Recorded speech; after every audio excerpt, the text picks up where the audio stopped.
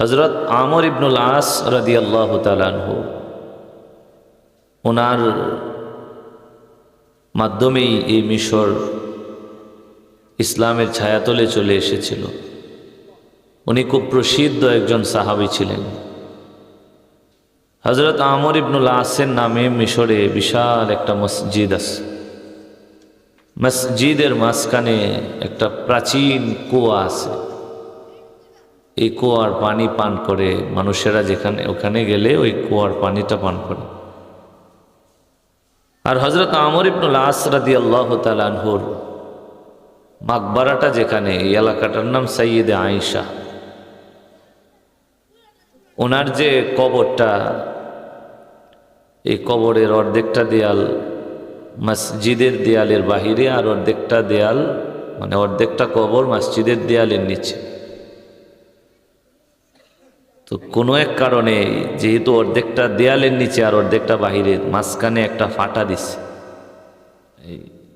1 ইঞ্চি বা 2 ইঞ্চি জায়গা মাঝখান দিয়ে ফাঁকা হয়ে গেছে আর কি, ফাইটে গেছে। তো এখানে সুন্দর করে লেখা আছে যে এই ফাঁকা অংশটুকু দিয়ে নাক টান দিলে ভিতর থেকে এক ধরনের সুগন্ধি আসে। তো এখানে সতর্ক করে লেখা আছে কেউ যাতে আর্টিফিশিয়াল নিজের নিয়ে আসা কোনো সুগন্ধি আতর এখানে ব্যবহার না করে। তো আলহামদুলিল্লাহ কয়েকবার টান দিছি। এই ফাঁকা দিয়া নাক টান দিলে ভিতর থেকে এক চমৎকার সুগন্ধি আসে নাকের মধ্যে। যেই সাহাবার কবর থেকে, সেই সাহাবার ছেলের পক্ষ থেকে একখানা হাদিস আমি আপনাদের সামনে পাঠ করেছি। হযরত আব্দুল্লাহ ইবনে আমর ইবনুল আস রাদিয়াল্লাহু তাআলা আনহু, আল্লাহর রাসূলের একখানা কথা উনি বলেছেন। নবীজি সাল্লাল্লাহু আলাইহি ওয়াসাল্লামের কাছে 3টা জিনিস পৃথিবীতে সবচেয়ে প্রিয় ছিল। কয়টা জিনিস? 3টা জিনিস সবচেয়ে প্রিয় ছিল। এর মধ্যে একটা জিনিস হলো আল্লাহ রসুলের কাছে সুগন্ধি খুব প্রিয় ছিল। সুগন্ধি, পারফিউম, আতর, যেটা সুঘ্রাণ ছড়ায়, দুর্গন্ধ না, সুঘ্রাণ ছড়ায় এমন জিনিস, এই সুগন্ধি নবীর কাছে খুব প্রিয় ছিল। রুচিশীল মানুষের কাছে আজও সুগন্ধি প্রিয়। কথা ঠিক কিনা?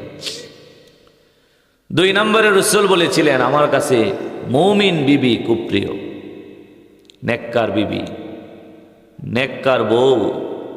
এটা আল্লাহ রসুল বলতেন যে এটা আমার কাছে পৃথিবীর মধ্যে একেবারে খুব প্রিয় একটা জিনিস। কয়টা হয়েছে? 1 নাম্বার সুগন্ধি, আতর। 2 নাম্বার নেককার বিবি। 3 নাম্বার বলছে নামাজে চক্ষু শীতল হওয়া। এটা আমি আল্লাহ রসুলের কাছে খুব প্রিয় একটা বিষয়। সুবহানাল্লাহ। আমার আগে হুজুর লম্বা সময় নামাজের ব্যাপারে কথা বলছে, তাই না? আমি আপনাদের সামনে যে হাদিসটুকু পড়েছি, আল্লাহর রাসূল সাল্লাল্লাহু আলাইহি ওয়াসাল্লাম বলেন আদ-দুনিয়া কুল্লুহা মাতা। এই যে আল্লাহর এই দুনিয়ায় পুরাটাই হলো মানুষের জন্য সম্পদ, ভোগ সামগ্রী। এই পৃথিবীতে আল্লাহ যে কি পরিমাণ সম্পদ রাখছে, কি পরিমাণ ভোগ সামগ্রী আমাদের জন্য আল্লাহ তৈরি করছে, এর সঠিক তত্ত্ব আল্লাহ ছাড়া দ্বিতীয় কেউ দিতে পারবে না। যে পরিমাণ সম্পদ আর যে পরিমাণ ভোগ সামগ্রী আল্লাহ আমাদের জন্য দিচ্ছে, আল্লাহ পাক রব্বুল আলামিন কোরআনে এক জায়গায় বলছেন আল্লাহর নিয়ামতকে আমরা কখনো গণনা করে গুনে গুনে শেষ করতে পারবো না। এই সাধ্য, এই ক্ষমতা আমাদের নাই। আপনি কয়টা নিয়ামতকে গণবেন কোন? আপনি কয়টা নিয়ামতকে, আল্লাহর কয়টা নিয়ামতকে আপনি গণবেন বলে? আসমানের তারা যেমন গুণে শেষ করা যায় না, আল্লাহর নিয়ামতকে কখনো বান্দা গুণে শেষ করতে পারবে না। তো আল্লাহর রাসূল বললেন এই যে এত এত নিয়ামত, সারা পৃথিবীটা আল্লাহ সম্পদ, বান্দার ভোগ সামগ্রী, বান্দার জন্য নিয়ামত দিয়ে ভরে দিছে। তো নবীজি জানাইলেন এই সমস্ত নিয়ামত, সমস্ত ভোগ সামগ্রীর মধ্য থেকে সবচেয়ে দামি ভোগ সামগ্রী কি জানো? তো আল্লাহর রাসূল জানায় দিলেন ওয়া খায়রু মাতা'id দুনিয়া আল মারআতুস সালিহা। আল্লাহর নবী বললেন আল্লাহ পাক রব্বুল আলামিন এই পুরা পৃথিবীর মধ্যে অগণিত ভোগ সামগ্রী আল্লাহ মানুষের জন্য সৃষ্টি করেছেন। আল্লাহ এত পরিমাণ নিয়ামত দিয়েছেন, পৃথিবীর কোনো মানুষ গণনা করে নিয়ামতের কোনো কুল কিনারা খুঁজে পাবে না। আল্লাহর নিয়ামত গণনা করে শেষ করা যাবে না। আল্লাহর রাসূল বললেন, এত এত নিয়ামত আল্লাহ তোমাদেরকে দিল। আল্লাহ পাক রব্বুল আলামিন বান্দার জন্য এত এত ভোগ সামগ্রী দুনিয়ার মধ্যে দিলেন, যার সঠিক তত্ত্ব আল্লাহ ছাড়া কেউ বলতে পারে না কি পরিমাণ ভোগ সামগ্রী। কিন্তু আল্লাহর নবী জানায়া দিলেন, ও আমার সাহাবারা, ও আমার উম্মতেরা, শুনে রাখো, এই সমস্ত ভোগ সামগ্রীর মধ্য থেকে, পৃথিবীর সমস্ত নিয়ামতের মধ্য থেকে আল্লাহ পাক রব্বুল আলামিন সবচেয়ে দামি যেই ভোগ সামগ্রী তোমাদের জন্য বানালেন, আল্লাহ নবী জানায়া দিলেন, জানো সেটা কি?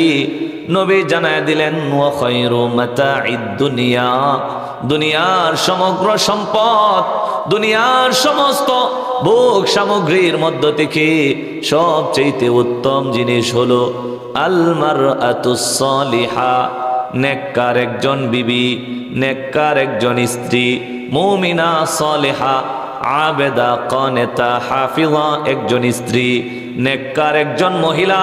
যদি পৃথিবীর কোনো মানুষই সংসারের মধ্যে মানুষটা পেয়ে যায়, নেককার একটা বিবি পাইল, তার পরিবারের মধ্যে অন্য কোনো দিক দিয়ে অভাব অনটন আছে, কিন্তু নেককার বিবির দিক দিয়ে কোনো অভাব নাই।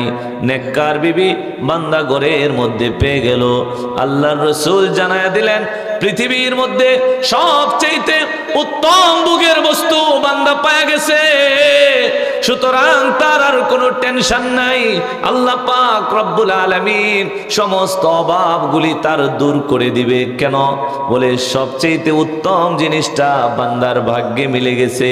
আল্লাহর রাসূল জানায় দিলেন, সমস্ত ভোগ সামগ্রীর মধ্য থেকে সবচেয়ে উত্তম ভোগ সামগ্রী একজন মানুষের জন্য, একজন পুরুষের জন্য নবী বলে দিলেন নেককার বিবি। সুবহানাল্লাহ, জোরে বলেন, পৃথিবীর সবচেয়ে দামি জিনিস কি? নেককার বিবি। সমস্ত জিনিস আমাকে আল্লাহ ভোগ করার জন্য দিচ্ছে। এই বাতাস ভোগ করার জন্য, সম্পদ ভোগ করার জন্য, হ্যাঁ, সমস্ত কিছু, সমস্ত রিজিকগুলি ভোগ করার জন্য। কিন্তু এই সমস্ত কিছুর মধ্য থেকে আল্লাহর রাসূল বলে সবচেয়ে উত্তম ভোগের বস্তু যেটাকে ভোগ করলে সবচেয়ে বেশি তৃপ্তি পাওয়া যাবে, সবচেয়ে বেশি আনন্দ পাওয়া যাবে, রাসূল বলে দিয়েছেন সেটা হলো আল মারআতুস সালিহা, একজন নেককার বিবি, নেককার একটা স্ত্রী। এটা যদি কারো সংসারে মিলে যায়, আল্লাহর রাসূল বললেন এটা দুনিয়াতে থাকতেই জান্নাতি এক সুখ তার পরিবারের মধ্যে নেমে আসবে। জোরে বলেন না সুবহানাল্লাহ। নেককার বিবি এটা খুব দামি জিনিস, এর চাইতে দামি জিনিস এই পৃথিবীর মধ্যে আল্লাহ মানুষকে ভোগ করার জন্য দেন নাই। আপনার সব আছে, বাড়ি গাড়ি, ব্যবসা বাণিজ্য, কোনো দিক দিয়ে আপনার কোনো অভাব নাই, কোনো দিক দিয়ে আপনার কোনো ঘাটতি নাই। শুধু ঘাটতি হইল এক জায়গায়, ঘরের মধ্যে একটা নেককার বিবি নাই। রাসূল বললেন এই নেককার বিবি যার ঘরে নাই তার সব দিক দিয়েই ঘাটতি। বিবি যদি নেককার না হয় তাহলে মনে হবে যেন এক টুকরো জাহান্নামের মধ্যে আমি দুনিয়াতে বাস করতেছি। কথা বলুন ঠিক কিনা? এটা আমার এত বলি কয়ে বুঝাইতে হতো না। এখন সমাজের বহু ঘর এমন আছে জাহান্নামের টুকরা হয়ে রয়েছে, শান্তি নাই, সুখ নাই। কেন? কারণ ঘরের মধ্যে নেককার মহিলা নাই। মহিলা মা বোনদের রাগ করার কোনো সুযোগ নাই, কারণ আমি সামনে আরো কিছু কথা বলে যাব। দোষ তো শুধু মহিলাদের না, পুরুষদেরও দোষ আছে না নাই? আর জোরে বলেন, দোষ আছে না নাই? বলবেন হুজুর আমরা দোষ কোনটা? আমরা দোষ হইল আমরা যদি বিয়া করার সময় ঠিকঠাক করে করতাম তাহলে সব বেটেন ভালো হয়ে যেত। কথা ঠিক না? এটা কেমন? মুসলিম শরীফের বর্ণনায় আল্লাহর রাসূল বলছেন নেককার বিবি হলো পৃথিবীর সবচেয়ে দামি সম্পদ। তাহলে নেককার বিবি যেটা পৃথিবীর সবচেয়ে দামি সম্পদ, সেটা কি আমার আপনার ঘরে আনার দরকার নাই? জোরে বলেন, দরকার আছে না? আমার আপনার ঘরের মধ্যে বিবিটা নেককার হোক, পৃথিবীর দামি সম্পদটা আমার ঘরে চলে আসো, আর আমি পৃথিবীর একজন সুখী মানুষ হয়ে যাই। জোরে বলেন, এটা আমরা চাই কি চাই না? চাই। শুধু চাইলে তো এবো না, এই অনুপাতে কাজ করত। তো আল্লাহর রাসূল বললেন, তোমার পরিবারের মধ্যে একজন নেককার বিবি আসবে কিভাবে? একটা মানুষ সে যখন বিবাহ করে তখন তার একটা নতুন পরিচয় হয়, সে স্বামী হয়। আর একটা মেয়ে লোক তার যখন বিবাহ হয় তখন তার একটা নতুন পরিচয় আসে, সে মানুষ তাকে স্ত্রী বলে, সে তখন বিবি হয়। কথা ঠিক না? আমার কথাগুলি কি বুঝতেছেন? তাইলে একজন স্বামী হয়ে যায় অথচ খাবার থাকে। হযরত আলী রাদিয়াল্লাহু তাআলা আনহু গেলেন, উট বুঝাই করা মালামালগুলি নিজের কাঁধে বহন করে করে নামালেন। যখন সম্পূর্ণ মালগুলি নামানো হলো তখন উটের মালিক তার হাতের মধ্যে সামান্য একটু পারিশ্রমিক দিল। এই পারিশ্রমিক নেওয়ার পর হযরত আলী রাদিয়াল্লাহু তাআলা আনহু বাজারের মধ্যে চলে গেলেন। আমার ভাই, রাত্র যখন গভীর হয় বাজারের দোকানপাটগুলি সাধারণত বন্ধ হয়ে যায়। দেখবেন এরপরেও দু একটা দোকান কিন্তু বাজারে খোলা রাখা হয়। গভীর রাত্রে যখন আমরা আসি তখন দেখি প্রত্যেকটা বাজারেই দুই তিনটা দোকান আছে এমন, যেগুলা ওই একেবারে গভীর রাত পর্যন্ত খোলা থাকে। হযরতে আলী বাজারে গেলেন, বেশিরভাগ দোকানগুলি বন্ধ করা হয়ে গেছে। বলে তাকায় দেখে সামান্য এক দুইটা দোকান হয়তো খোলা আছে। এক দোকানে যাওয়ার পরে নিজের প্রয়োজনীয় আসবাবপত্রগুলি পেলেন না, শুধুমাত্র খাবারের জন্য সামান্য একটু আটা কিনে নিয়ে এরপরে বাড়ির দিকে রওনা করলেন। আমার মা বোনেরা খেয়াল করবেন, নেককার মহিলার ভিতরে সবর কি পরিমাণ থাকে, নেককার মহিলার ভিতরে ধৈর্য কি পরিমাণ থাকে। হযরত ফাতেমা রাদিয়াল্লাহু তাআলা আনহা, আল্লাহর নবী যারে বলছে জান্নাতি রমণীদের সর্দারনি হবে, নবীজি সাল্লাল্লাহু আলাইহি ওয়াসাল্লাম যখন দুনিয়া থেকে বিদায় নিয়ে চলে যাবে, আম্মা জান হযরত আয়েশা সিদ্দিকা রাদিয়াল্লাহু তাআলা আনহার কাছে আল্লাহর রাসূল তার হুজরা মুবারকের ভিতরে শোয়া। ওই মুহূর্তে হযরত ফাতেমা রাদিয়াল্লাহু তাআলা আনহা নবীর পাশে বসে বসে কান্না করে দীর্ঘ সময় পর্যন্ত ফাতেমা কান্না করলো। একটু পরে আল্লাহর নবী সাল্লাল্লাহু আলাইহি ওয়াসাল্লাম ফাতেমারে ডাক দিয়া ফাতেমার কানটা নবীর মুখ মোবারকের কাছাকাছি নিয়ে গেলেন। এরপরে কানার মধ্যে এমন কি কথাগুলি আল্লাহর নবী শুনিয়ে দিলেন। হযরত ফাতেমা রাদিয়াল্লাহু তাআলা আনহা নবীর এই কথাগুলি শোনার পরে মুস্কি হাসি দিয়া উঠলেন, কান্না থেমে গেল, চোখের পানিগুলি উনি মুছে পরিষ্কার করে দিলেন। কি যেন ওনাকে বলা হলো প্রকাশ পেল না। পরবর্তীতে হযরত ফাতেমাকে জিজ্ঞাসা করা হয়েছিল, ফাতেমা তোমার কানের মধ্যে আল্লাহর নবী কি এমন কথা বলল তোমার কান্না বন্ধ হয়ে গেছে?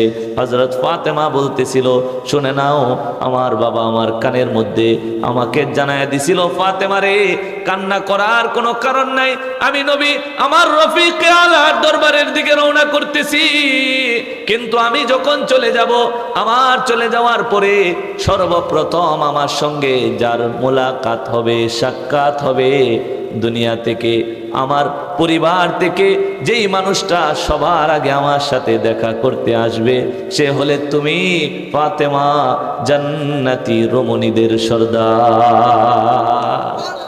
হযরত ফাতেমা রাদিয়াল্লাহু তাআলা আনহা নবীর ইন্তেকালের পরে আল্লাহর রাসূলের রওজার পাশে আসতেন, আর নবীজি রওজার পাশে বৈশা বৈশা বাবার জন্য কান্না করতেন। হযরত ফাতেমা যেদিন মারা যাবে সেদিন আল্লাহর রাসূলের রেখে যাওয়া একটা চাদর ছিল ওনার গায়ের মধ্যে। বলে এই চাদরটারে গায়ের সাথে সুন্দর করে পেঁচায়া এরপরে রওজার পাশে হযরত ফাতেমা রাদিয়াল্লাহু তাআলা আনহা শুয়েছিল। আর খাদেম যে এই ঘরের আশপাশে ছিল এমন একটা মানুষরে বলছিল যে দেখ আমি শুইতেছি, যদি কিছুক্ষণ পরে আমি উঠি তাইলে মনে করবে আমি জীবিত, আর যদি আমি না উঠি তাইলে মনে করবে আমি আমার আব্বার সঙ্গে দেখা করার জন্য চলে গেছি।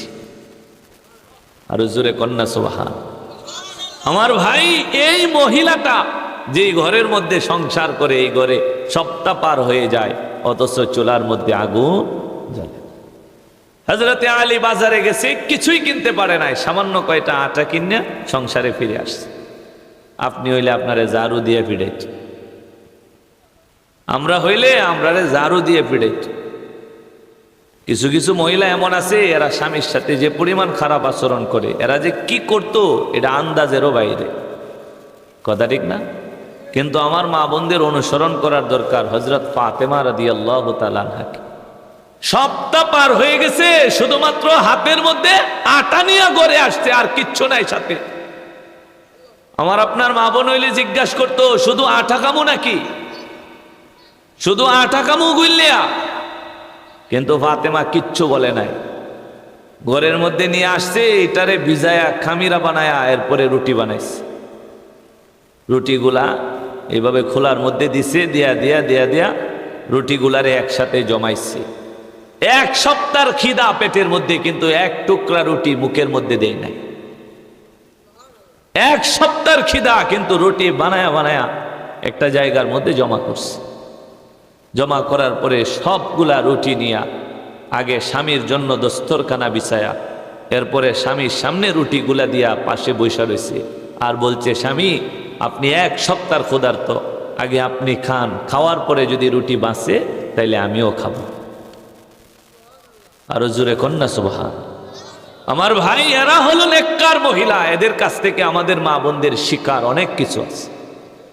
আপনি শিখবেন কেমনে? আপনি স্বামীরে কোন যে আমার জন্য একটা ভালো বই কিনে আইন, আপনি সময়ে সময়ে এটা পড়েন, পড়ে তাদের আদর্শগুলি শিখেন।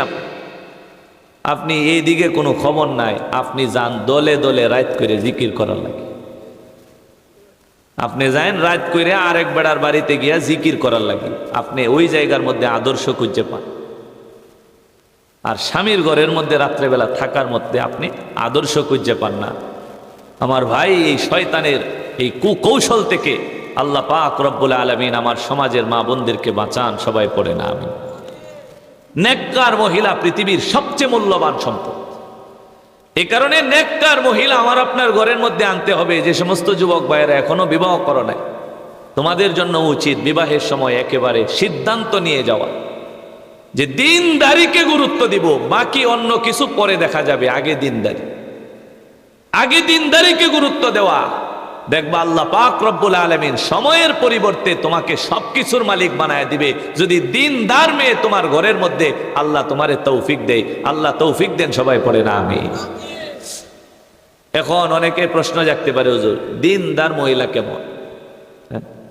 এই যে আপনি কইতেছেন খালি দিনদার মহিলা আসলে, নেককার মহিলা আসলে ঘরের মধ্যে সুখ হইব, সুখ হইব। নেককার মহিলা কারে কো, দিনদার মহিলা কারে কো? এই দিনদার মহিলার পরিচয় দিয়ে আমি আলোচনা শেষ করি। যদি কোনো মহিলা মা বোনের ভিতরে এই গুণগুলা না থাকে, তাহলে আপনি যদি এই গুণগুলা নতুন করে নিজের সাথে সংযোজন করে নেন, এই গুণগুলা যদি নিজে অর্জন করে নেন, তাহলে আপনিও নেককার হয়ে পড়েন। নেককার হওয়ার জন্য বয়সের প্রয়োজন পড়ে না। এমনকি কেউ বলছে যে 30 বছরের আগে কেউ নেককার হইতে পারতো না, 40 বছরের আগে কেউ নেককার হইতে পারতো না। যে যখন ইচ্ছা করে তখনই নেককার হইতে পারে। আপনার 10 বছর স্বামী সংসারে কাটছে, অথচ আপনি নেককার হইতে পারেন নাই। আপনি যদি আজকে চিন্তা করেন যে আজকে থেকে আমি নেককার মহিলা হয়ে যাই, নেককার বিবি হয়ে যাই, আমার স্বামীরে পৃথিবীর ধন্য স্বামী বানায় দেন, তাহলে আপনার পক্ষে এই মুহূর্তে সম্ভব। কথা বলুন ঠিক কিনা? আল্লাহ রসুল বলছে নেককার মহিলার গুণ হলো 4টে। কয়টা? 4টে। এই 4টে গুণ আমি মনে করি আমার এই আজকের আলোচনার মূল পয়েন্ট। মহিলা মা বোনদেরকে আমি তাদেরকে আমি শোনানোর জন্য বলতেছি। নেককার মহিলার গুণ কয়টা? 4টে। মাশাআল্লাহ, এগুলা মুখস্থ করে বাড়িতে লয়ে যাবে। 1 নাম্বার, নেককার মহিলা 5 ওয়াক্ত নামাজ পড়ে। নেককার মহিলা কি করে? আরো জোরে কোন, আরো জোরে বলেন। 5 ওয়াক্ত নামাজ পড়ে। এখন কোনো বেডি যদি 5 ওয়াক্ত নামাজ না পড়ে, তাহলে মাইক দিয়ে চিল্লায় ও যদি কো আমি নেককার, আমি নেককার, আসলে নেককার না, সে প্রকৃত পক্ষে বদকার মহিলা, গুনাহগার মহিলা। কথা বলুন ঠিক কিনা? তাহলে 1 নাম্বার গুণ হলো সেই মহিলা নেককার, যার 1 নাম্বার গুণ হলো সে 5 ওয়াক্ত কি পড়ে? নামাজ পড়ে। তাহলে আপনি যদি নামাজে এখনো না পড়ে থাকেন, তাহলে আজকে ফজর থেকে শুরু করে এলেন, তাইলে তো আপনি নেককারের ভিতরে ঢুকে যান। কথা ঠিক না? আপনাকে আর কেউ ইন্ডিকেট করে কথা বলতে পারবে না, বা আপনার কোনো ধরনের বদ খাসলত থাকবে না। আল্লাহ আপনারে মুমিন মহিলা হিসেবে কবুল করে নিবে দুনিয়ার মধ্যে। কই খালি দুনিয়াতে তো সুখ শান্তি না, পরকালীন শান্তি তো আপনার সামনে বাকি রয়ে গেছে। কই বাকি রয়ে গেছে পরকালীন শান্তি, এমন শান্তি, এমন শান্তি যেটা আর কখনো শেষ হবে। আমার ভাইয়ের আল্লাহর রাসূল বললেন নেককার মহিলাদের গুণ হলো চারটা, নবী জানায় দিলেন। এক নাম্বার হলো মহিলা, যে মহিলা 5 ওয়াক্ত নামাজ পড়ে। আল মারআতু ইযা সাল্লাত খামসাহা, নবী বললেন যেই মহিলা 5 ওয়াক্ত নামাজ সুন্দরভাবে যত্ন সহকারে আদায় করে, নবী বললেন সেই মহিলা নেককার মহিলার অন্তর্ভুক্ত হয়ে যায়। 2 নম্বরে নবী বললেন ওয়াসামাত শাহরাহা, এই যে 1 মাস পরে রমাদান মাস আসতেছে, রমাদান মাসের রোজাগুলি যেই মহিলা সুন্দরভাবে আদায় করলো, যত্ন সহকারে সুন্দর করে রোজাগুলি রাখলো, সাহারিটা সুন্দর করে খাইলো, সারা দিন জিকির আজকার আর সুন্দর সুন্দর কাম দিয়ে অতিবাহিত করলো, পাশে বৈশা কোনো মহিলা গীবত করলে শুনলো না, নিজেও কোনো মহিলার ব্যাপারে গীবত করলো না, কারো ব্যাপারে অন্যায় বিচার করলো না, কারো ক্ষেত্রে শেকায়াত করলো না, কোনো মহিলার উপর অপবাদ রটায়া দিল না। ওই ঘরের মহিলা কি করছে, পাশের বাড়ির মহিলা কি করছে, অমুকের বিবি সাহেব কি করছে, এই সমস্ত কথাবার্তা 3 জন মহিলা 4 জন মহিলা একসাথে মিলে বসে বসে গল্পচারিতায় লিপ্ত হলো না। রমজান মাসটা সুন্দরভাবে জিকির আজকারের মধ্য দিয়ে কাটায়া দিল। আল্লাহর নবী বললেন যেই মহিলা রমজানের রোজা সুন্দরভাবে আদায় করে, সুন্দরভাবে রোজাগুলি পালন করে, নবী বললেন সেই মহিলা নেককার মহিলার অন্তর্ভুক্ত হয়ে যায়। 1 নাম্বার 5 ওয়াক্ত নামাজ যারা পড়ে, 2 নাম্বার যারা রমজানের রোজাগুলি সুন্দর করে রাখে। কয়টা হইছে? 1 নাম্বার 5 ওয়াক্ত, খুব সহজ সহজ সহজ সহজ, চাইলেই মানা যায়। 2 নাম্বার রমজানের রোজা। 3 নাম্বার রাসূল বলছেন ওয়া আতাআত বালাহা, যেই মহিলা স্বামীর আনুগত্য করে। যেই মহিলা কি করে? স্বামীর আনুগত্য করে, স্বামীর কথা মেনে চলে। কোনো একটা জায়গাতে যেতে হলে স্বামীর কাছ থেকে জিজ্ঞেস করে এরপরে যায়, আমি এখানে যাব কিনা, এই অনুমতিটা স্বামীর কাছ থেকে নিয়ে এরপরে যায়। স্বামী যদি বলে যে যাও তাহলে যা, স্বামী যদি বলে যে না তোমার এখানে যাওয়ার দরকার নাই, তাহলে স্বামীর কথাই সত্য, যাব না।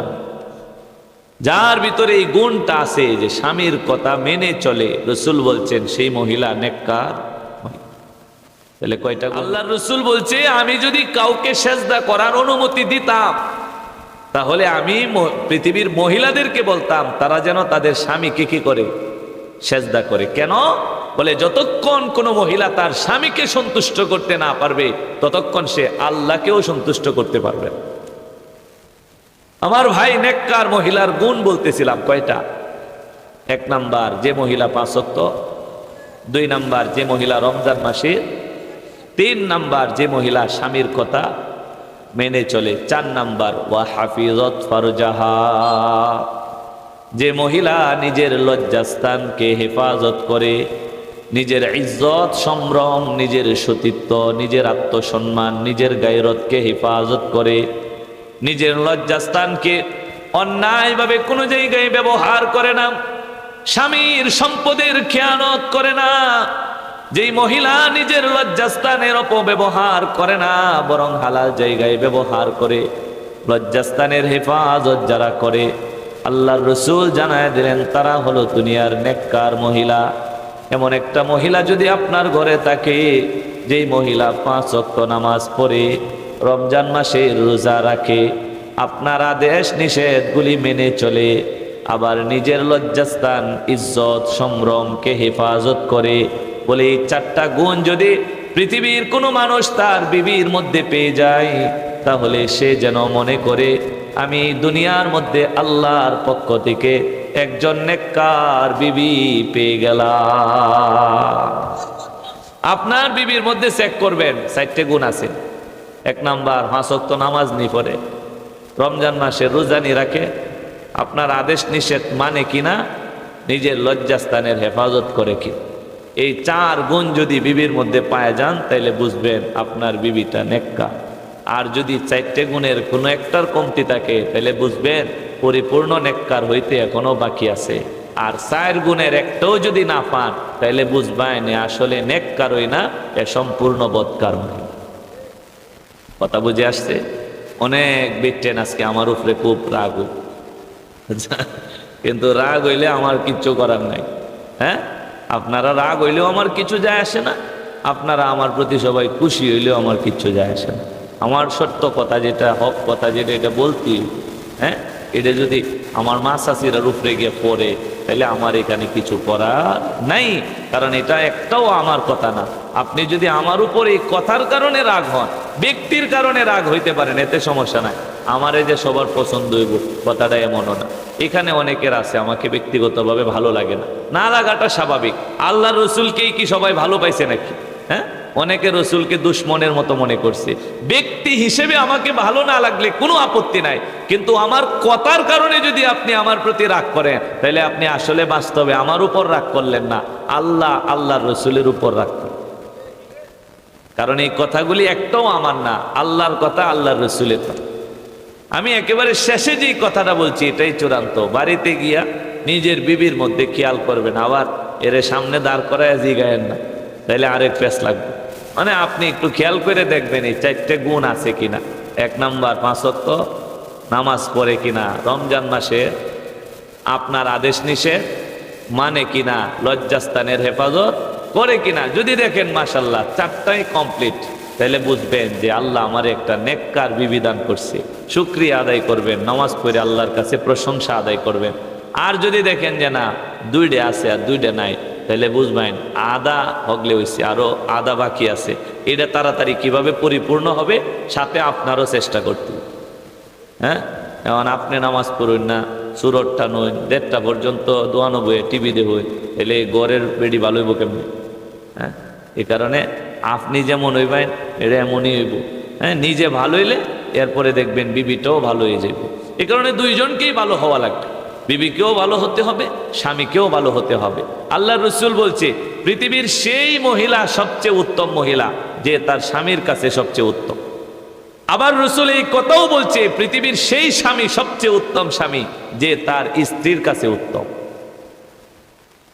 আইনে যে কত নাম্বারের, এটা আইনের বউ বালা জানে, কথা ঠিক না? হ্যাঁ, আইনেরা তো দূরের মানুষ, মনে হয় এই ফেরেস্তা, এই সাংঘাতিক, এই বেটার মতো মানুষ হয় না। আইনে যে কত নাম্বারের লোক, এটা আপনার বউ হারে হারে বলতে পারবো, একেবারে হারে হারে বলতে পারবো। আবার বউ যে কত নাম্বারের, এটাও স্বামী বলতে পারবো। এই কারণে আল্লাহ রসুল জায়গা মতে সিদ্ধান্ত দিচ্ছে, যে স্বামী তার বিবির কাছে উত্তম সে আল্লাহর কাছে উত্তম, যেই বিবি তার স্বামীর কাছে উত্তম সেই বিবি আল্লাহর কাছে উত্তম। এই কারণে সার্টিফিকেট বউয়ের কাছে তো, আর বউয়ের সার্টিফিকেট জামাইয়ের কাছে তো। এখন আপনি কামাই করে নিতেইব, কামাই কেমনে করতেইব এটা জ্ঞান, মেধা, মস্তিষ্ক আল্লাহ আমরা সবাই দিয়ে দিচ্ছি। কেউ অবুঝ না, 5 টিয়া 5 টিয়া 10 টিয়া সবাই বানাইতে পারি, 7 টিয়াতে 2 টিয়া গেলে 5 টিয়া, এটা সবাই বুঝি। হ্যাঁ, 3 5 15 টিয়া, এটাও সবাই বুঝি। হ্যাঁ, 10টা টিয়া 5 জনরে ভাগ করে দিলে 2 টিয়া, সব বুঝি। তাহলে এই জায়গায় কেন বুঝবো না? আমার সার্টিফিকেট আমি কিভাবে উসল করব? এই মেধা মস্তিষ্ক আল্লাহ আমারে দিয়ে দিছে, এই অনুযায়ী আমার কাজ করতে হইব। এমনভাবে চলতে হবে যাতে আমি বিবির কাছে সবচেয়ে দামি স্বামী হতে পারি। 1 নাম্বার 5 ওয়াক্ত নামাজ পড়ে যেই মহিলা, 2 নাম্বার যেই মহিলা রমজান মাসে রোজা রাখে, 3 নাম্বার যে মহিলা স্বামীর কথা মেনে চলে, আদেশ নিষেধ। হ্যাঁ, তবে কথা হলো ভালো দিকে আদেশ, ভালো নিষেধ, সৎ কাজের আদেশ, অসৎ কাজের নিষেধ। স্বামী যদি আইনে রেখো যে তুই যা এই গায়ে হলুদের অনুষ্ঠানও গিয়া এনো শাড়ি সুরি ফিন দেয়া, এরপরে সবাই সামনে গিয়ে বয়ে থাক, তাহলে এইটা মানা পৃথিবীর কোনো বিবির উপর আবশ্যক না। এইটার উল্টা যাওয়া আপনার উপর আবশ্যক। স্বামী যদি আপনাকে ভালো কাজের দিকে আদেশ করে আর খারাপ কাজ থেকে, অশ্লীল কাজ থেকে যদি আপনাকে নিষেধ করে, তাইলে স্বামীর আদেশ নিষেধ মানা আপনার উপর ফরজ। খালি নামাজ রোজা ফরজ না, খালি অন্য সমস্ত ইবাদত ফরজ না, স্বামীর কথা মেনে চলা স্ত্রীর উপর ফরজ। হযরত কাইস ইবনে সাদ রাদিয়াল্লাহু তাআলা আনহু, খেয়াল করবেন, আমি আর বেশি লম্বা করব না, ইনশাআল্লাহ 5-7 মিনিটের ভিতরে শেষ করব। হযরত কাইস ইবনে সাদ রাদিয়াল্লাহু তাআলা আনহু ইরাকের একটা শহর ছিল, নাম ছিল হিরা। এই হিরা এলাকা থেকে ফিরে আসছে মদিনা। আসার পরে আল্লাহ রসুলকে বলতেছে, নবী আমি ইরাকের হিরা এলাকার মধ্যে দেখছি সেখানে যারা সম্মানী মানুষ, যারা জনপ্রতিনিধি, এদেরকে সাধারণ মানুষেরা সেজদা দিয়া সম্মান জানায়। এদেরকে মাঝখানে দাঁড় করায়া চারপাশ দিয়ে সাধারণ মানুষেরা কি করে? সেজদা করে, এইভাবে তাদেরকে সম্মান জানায়। নবী আমার ইচ্ছা হয় আমরাও সাহাবাই কেরাম মিলায়া আপনারে সেজদা দিয়া সম্মান দেব।